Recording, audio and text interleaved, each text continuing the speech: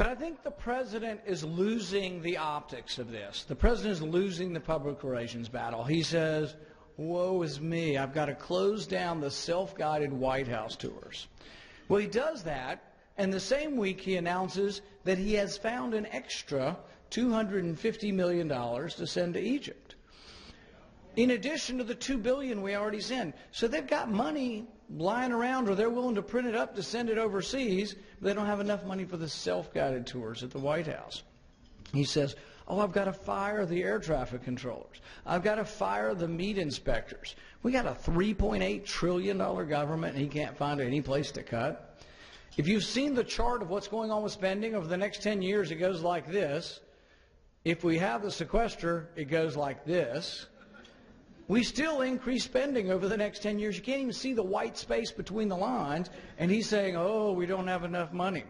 So I've come up with a few suggestions for him. Here's number one.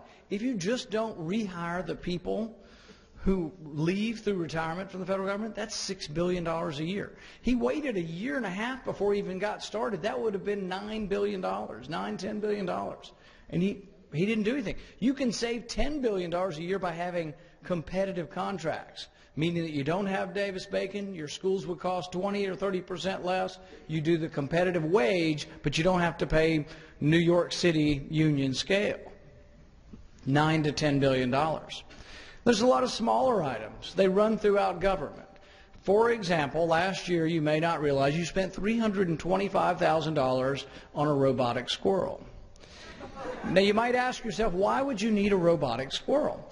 Well, it's an important question. These scientists wanted to know whether a rattlesnake would strike a squirrel that was not wagging its tail. But they couldn't get a squirrel to volunteer not to wag its tail.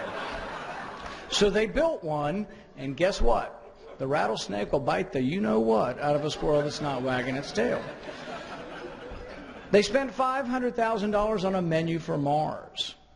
And this is good. If any of you have got a 26-year-old son or daughter living in your basement and you'd like to find them a job, so great job. $5,000 stipend. The study was in Hawaii, all expenses paid. There were some prerequisites. Your youngster had to like food.